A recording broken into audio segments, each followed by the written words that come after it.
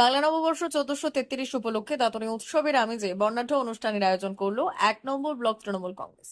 বুধবার পয়লা বৈশাখের সকালে দাঁতন শহরে রবীন্দ্রনাথ ঠাকুরের মূর্তিতে মাল্যদান করে এই অনুষ্ঠানের শুভ সূচনা হয়। এরপর একটি সুসজ্জিত ও বর্ণাঢ্য শোভাযাত্রা শহর পরিক্রমা করে, যেখানে কর্মী সমর্থকদের ভিড় ছিল চোখে পড়ার মতো। এই দিনের এই উৎসবে সামিল হয়েছিলেন কেশিয়ারি বিধানসভা তৃণমূল প্রার্থী রামজীবন মান্ডি। তার সঙ্গে উপস্থিত ছিলেন দাঁতন 1 নম্বর ব্লক তৃণমূল সভাপতি মণিশঙ্কর মিশ্র। নববর্ষের শুভেচ্ছা বিনিময়ের পাশাপাশি এই কর্মসূচির মাধ্যমে সাধারণ মানুষের সঙ্গে জনসংযোগও সারেন প্রার্থী।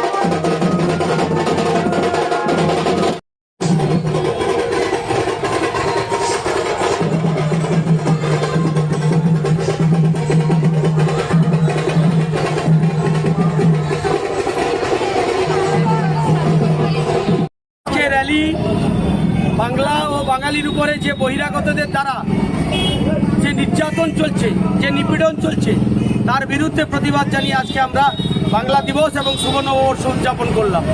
যে আমরা মাঝে মাঝে বাঙালি, আমরা সর্বধর্মে বিশ্বাস করি, আমরা বাঙালি, আমরা বাংলা ভাষায় কথা বললেই যে অত্যাচার নেমে আসছে তার বিরুদ্ধে প্রতিবাদ জানিয়ে আজকে এই র্যালি। আমাদের র্যালি বাঙালি সুখে থাকুক, বাংলা সুখে থাকুক। বাংলার মানবিক মুখ্যমন্ত্রী মমতা বন্দ্যোপাধ্যায় সবসময় বলেন যে আমরা বাঙালি, আমরা সর্বধর্মে বিশ্বাস করি, আমরা সবাইকে সম্মান করি, আমরা সর্বধর্মকে সম্মান করি। আমাদের কাজ হচ্ছে, আমাদের মূল উদ্দেশ্য হচ্ছে বাংলা এবং বাঙালির সংস্কৃতি ঐতিহ্যকে রক্ষা করা, বাঙালির কৃষ্টি সংস্কৃতিকে রক্ষা করা।